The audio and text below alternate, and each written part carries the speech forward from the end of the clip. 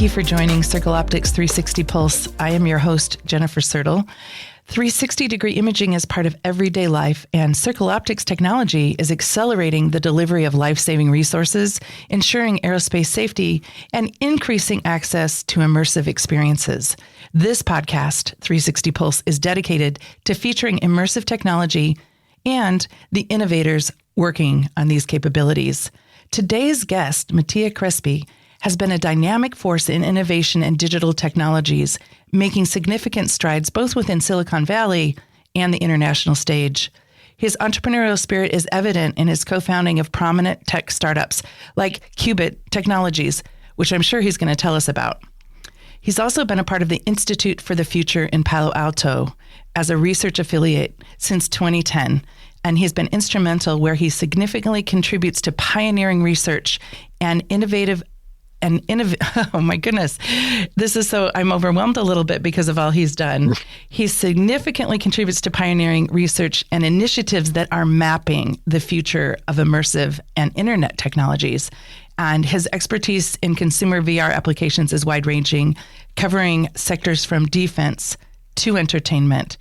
And with his reputation as a technology evangelist, he's committed to imparting his knowledge on innovation strategy and management, helping other leaders really understand how to both create an innovative culture and also manage innovation. I hope I did some justice to your big experience here, Mattia. How are you this morning? Thank you.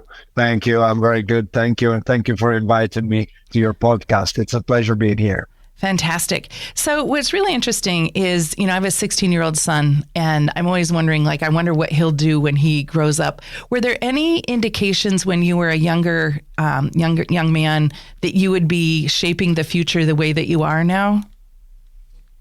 Well, thank you for the shaping the future. I hope I'm doing my little part. But so yes, there was a really bad indication for my parents because I started tearing apart every piece of electronic equipment that I could find in the house. So disassembling radios and stereo equipment. So this wasn't pleasing for them. Actually, my dream at a certain point, I always wanted to work in a creative space. At a certain point, I even considered becoming an artist, I remember. And then, technology pulled me in. And of course, the experience of Silicon Valley shaped that. And so I ended up in technology. But passing by creative arts, passing by advertising, working in communications and marketing. Wow.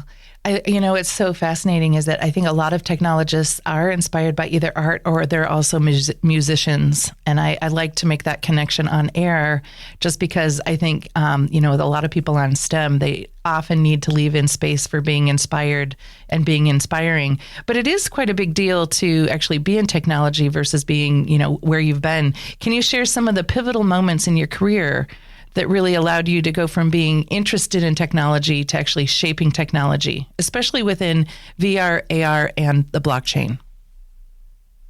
Absolutely. So the moment when I realized I really wanted to work in immersive technologies is when I discovered Second Life, which was a 3D virtual world that Philip Rosedale, who is actually today a good friend and an advisor in my company, Qubit, he started in 1999 this beautiful project to create a 3D virtual world with avatars where anyone could be anyone they wanted, and they could even make money by either creating virtual items and sell them on the marketplace, or creating their spaces where to host events, communities, conferences. And so I dived into this world as soon as I saw it. And it completely captured me, and that's how I started. My first projects in immersive technologies, I've been on the Second Life virtual world. We used to manage virtual spaces that many companies at the time would open on Second Life, as it was seen as the the new version of the internet becoming 3D. So many companies actually opened spaces throughout the years in Second Life, and we used to, build and manage those spaces for them. So this is probably, this is what has really gotten me into VR and AR in the first place. And then some of the, I guess, most interesting experiences I had in that space is also when I worked for a bit on defense-related projects for military simulations. And, this definitely shaped a certain type of approach to how to create real value from what you're building, like making some, for example, in defense, as you know, there is simulation is very important for training. And when you're training, in the military space, you're training somebody on life-threatening situations. And, you learn to be very, very serious about how you do things and how to really get to the objective that you need to get to. Then last, of course, when I started working as a research affiliate with the Institute for the Future in Palo Alto, which is a Future Foresight Institute, the oldest Future Foresight Institute in the US. There, I really learned what the word innovation means, what vision means, because they developed a unique methodology to be able to study the future, rationalize the future, and as I'm gonna quote a famous sentence, we say the Institute, like obviously we don't have a crystal ball, nobody can see the future, but we can using a methodology, we can build an idea and scenarios about what potential futures are going to be like. And definitely the Institute is one of the most forward-looking institutions, organizations that I've seen so far. And they did not only shape my way of, seeing the future, but they also do that with a lot of leading organizations in the world. And well, so these are I think the most important. Yeah, leaning into that. There's kind of two tracks. I'm gonna lean into one track is the scenario track, and the other track will be the technology track. I'm going to go into the scenarios. I think strengthening foresight and scenario muscles are so important, and I'm really concerned that companies are not investing enough in building that capability. Are there any tools or techniques from your experience that you can help share that so our listeners have some sort of framework to get a little bit better at framing future possibilities, right? It's really about thinking about future possibilities in a structure. Is there anything you could share? Yes, absolutely. So there are various approaches and schools for studying the future that started in different places in the world. Not to advertise the Institute, but I have to say one of the most effective methodologies that gives real tools for managers and organizations to leverage is the Future Foresight Research Kit that the Institute has produced. So essentially, they do on one hand a training course that is open to anyone and specifically useful for innovation managers and people who have to lead the strategy in a company and definitely, have to look into the future. So the course, depending on the version you take of the course, can span out between 1 and 3 days. And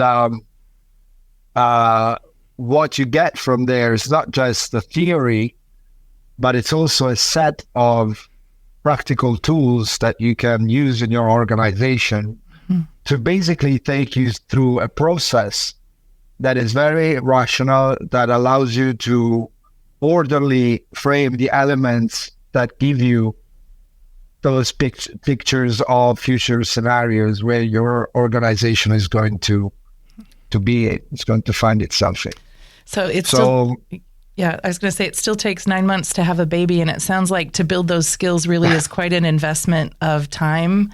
And, because in my mind, I'm thinking there might be a cute little framework we can use, and it sounds like it's a process and not a simple framework. No, there are many tools actually in this methodology. There are, I think, over 50 tools that you can use to do that. It takes time. And what's interesting about it is, yes, I think if you want to work in innovation, of course, you have to master a methodology and have a set of tools you can use. Yes. But having creativity in the way you interpret what's happening around you is as important, I think. That's really helpful. Thank you. So I'm going to close the scenario track.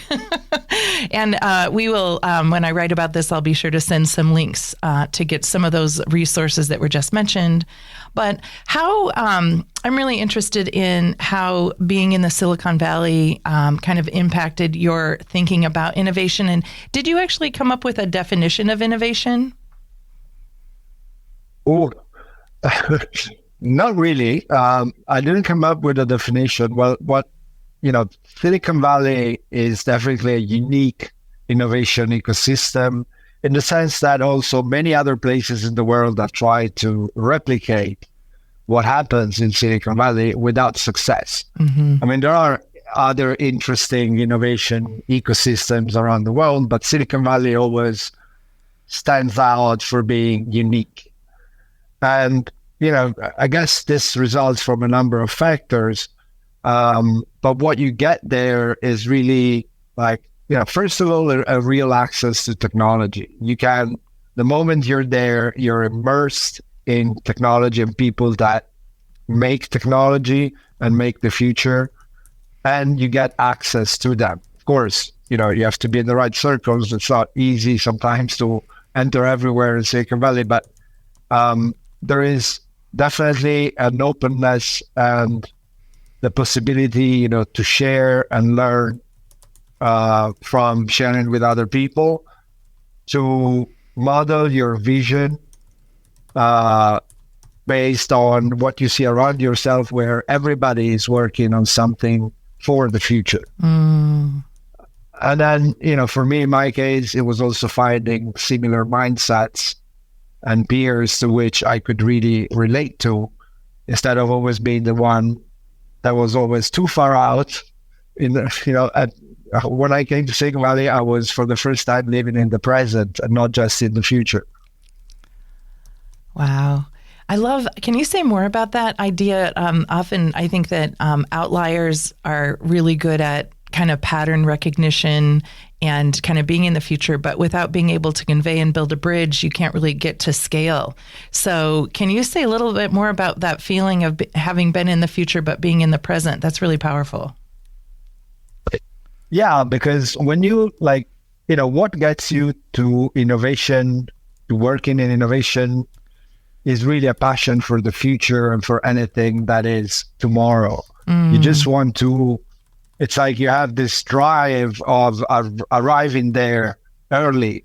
And, you're like always riding this horse, trying to beat time and be the first one to get there and, put a flag on something new. And actually, this was also I was always scared in the beginning of my career in innovation. I was scared about not always having something new to bring to people, to say to people. People expect you to always tell to them something new, something they don't know, something incredible that is going to happen. And always producing this type of content is not always easy. And I was always afraid that what if I have nothing new? What if there is somebody that has something newer than what I say, especially when you go out to conferences. I did a lot of public speaking around the world in events. And, you're always expected to be the one that says the things nobody says. And then I learned, and, going back also to the answer to your question, I learned that, obviously time is never still and there is always something new happening. And if you are in this mindset, it is absolutely natural for you to always find something new because it is in your nature. You cannot escape, yourself, and if you are a true innovator, you cannot escape it for the good and for the bad. And you're always going to live, even if you then have to model yourself back, draw yourself back to living in the present, also because this is something you need to do for people around you, for your family, for everything you do to make it consistent and build something out of it. But there is this constant drive to look into the future, to, creatively try and understand what could happen, what are the scenarios that could come through. And mind you, to conclude on this, the technology we've seen, a lot of the technology we've seen today, and we were having this discussion with a good friend of mine from Silicon Valley the other day who came to visit here in Venice. We have essentially seen a demo of what technology is going to do for us in the coming years. What technology does today is not always, it's not always good in a sense. We have social media, the internet that has become, a mess with information we don't know. We have knowledge bubbles here and there. We have innovation bubbles. Everybody thinks tomorrow we're all going to do something, then nothing happens. There is innovation and there is the future, and there is of technology in this case, and there is where technology is today and what are the major companies playing in technology, what they are doing today with this technology. And in my opinion, we're still, we've been in the years of demoing people what we will be able to truly do with technology. Creating alternative worlds, alternative dimensions, move around virtual spaces, use artificial intelligence to solve all our problems, use the internet to connect each other. Yes, okay. But in the end, so far, has the internet really connected each other more? Or has it just enabled quick, fast, easy relationships on a screen that are not really real? And we're kind of waiting for this moment when technology becomes something that, it is more present for the good in our lives and takes away all the interference and disturbances that a certain wave of the internet has brought into our lives. Yeah, I think it's interesting because I hear and I almost heard, do the races are off the track, and that kind of urgency. And in my experience, the ideas that have come to me have been in stillness. And so there's this tension between urgency and presence, right? And it's exciting to hear you really talk about your experience about really the pressure to be profound, and that people are looking for you to tell them the future. And I'm so excited to ask you, given that you've seen what's possible, what are some of the solutions that you believe what's possible will create for us? With immersive technologies. Yes, with I feel like I'm really kind of like, oh my God, he's been to the future. Tell me what you've seen, and we'll get our mindsets together to adapt to that, because I really hear that invitation to, we can have the technology, but if our mindset doesn't shift, we'll use these tools as we always have, which is not what you're talking about. Yeah, no. So when it comes to immersive technologies, the question is particularly interesting because VR, AR have been out there for a number of years in their infancy. And, of course, we've seen a lot of brands adopt these technologies. And, I personally worked on a lot of the first projects, pilot projects, utilizing these technologies in a moment where everybody was trying to understand Okay, this thing is really cool. We've always imagined virtual reality to come to life at a certain point. But what do we do with it? And how do we generate value for an organization with immersive technologies? And, in that sense, this type of technology is beginning now to be there. Be there means not just be in the realm of innovation and pilot projects, but become a tool or a process inside of an organization that really generates value or allows to do things better, more efficiently, with a better impact. And there are some of the concrete applications of these technologies that have always been there, but now are really starting to take shapes are, for example, training. Like the power of immersive training has been proven. There is data that shows how much better that is compared to other ways of training people, especially if it's done remotely. So training inside a simulation environment is the best way you can train, besides a real life situation, of course. Then collaboration is also something where we're seeing some interesting results today. People and organizations are looking for more engaging ways to meet each other online, and 3D meeting spaces offer that. And they also offer a way of interacting with the space and with ourselves that is better.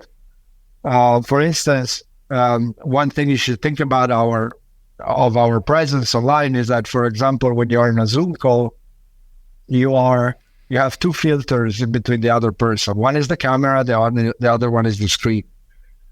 In a 3D space, for the first time, you actually share the same virtual space. You are an avatar entering a space. You're not yourself, you are an avatar. But this avatar somehow takes your entire self into another space that is for a virtual space for the first time shared, really shared, with no filters in between.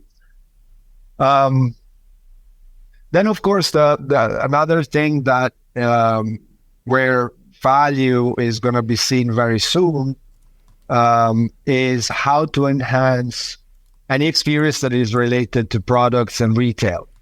And this is more difficult to do in a sense because it's about making people buy products, involve them in the atmosphere of a product, convert more. But younger generations today, our kids are already immersed in 3D worlds when they play socially, when they creatively build content using Roblox, or when they meet people on gaming platforms, for example, like Foresight. So we're just waiting for technology is progressing, accessibility to this technology is progressing fast. Apple is going to launch their headset on the market in 2024, and we're all waiting for that because we feel it's going to be a big boost for our market. And yes, these are the main things where I think these technologies would generate value. That's exciting. Do you want to share a little bit about the project you are actually working on right now? Yes, sure. So we're with Qubit. We are essentially building a no-code platform to allow companies and people to create their own 3D spaces. And we feel that there is a market need for that. Like, there is no platform out today that allows you to just open up a virtual space and use it for either meeting people or training, or even creating a showroom or a store where to sell your products. So this is the product we are building with our company. And at the same time, we are essentially servicing with custom built solutions companies that work in very different verticals, from training and education to real estate to heavy industry, and also retailers that want to enhance their digital experiences. That sounds fascinating, and I really believe that 3D space is going to take off.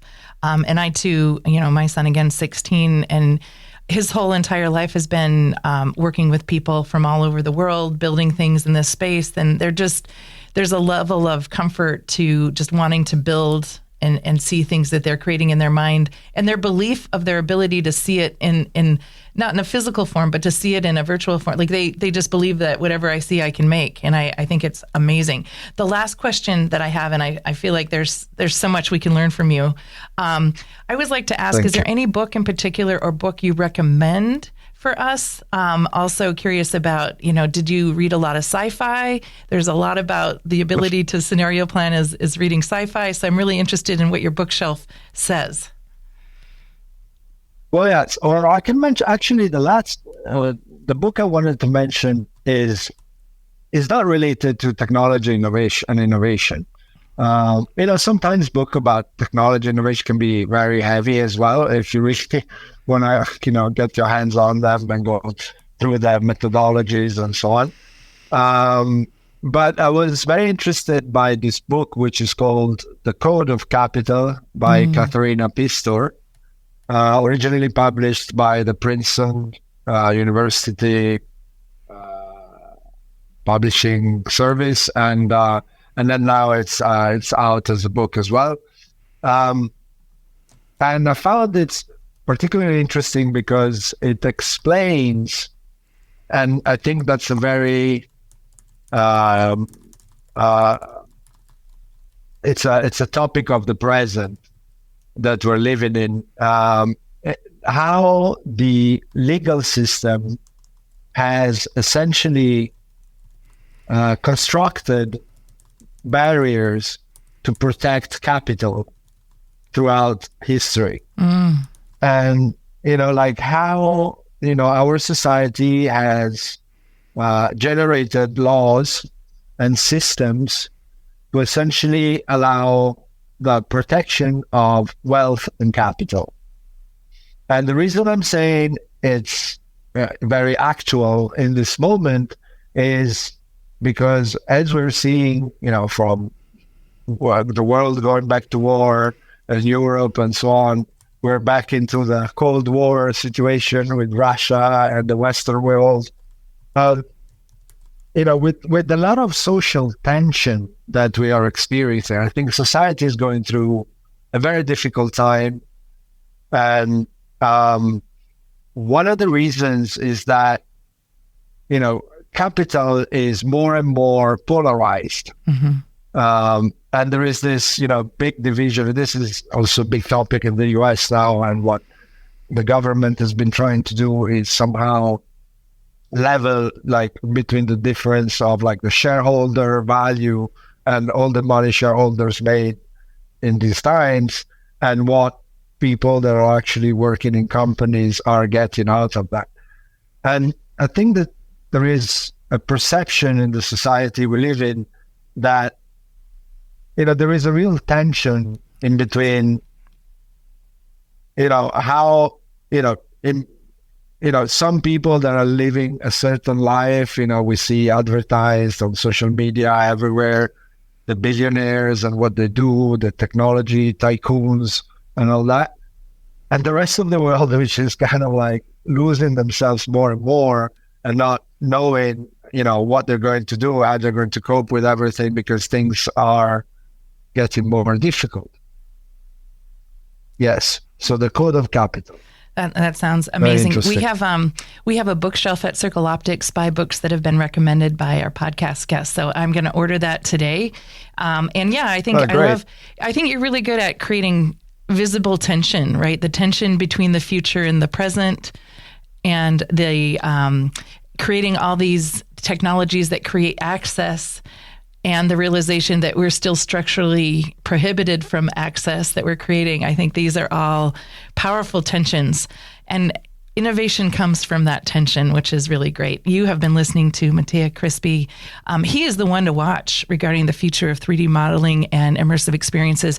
He travels and speaks all over the world, and it's really easy to see and hear what he's up to. And, Circle Optics is actually building their camera system with an application for training soldiers. And so I'm sure there's a way that we will reach out to you and talk to you more about that as we get ready. This has been fantastic. Thank you for being our guest today. Thank you.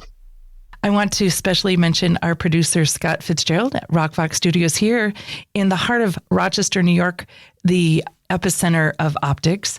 And we do hope that you subscribe to our program, find us on X and LinkedIn. We are very interested in how immersive technology positively impacts safety and human connection. And if you know a story or person we should feature, we would love to hear from you. Thank you for your time. Thank you for joining us.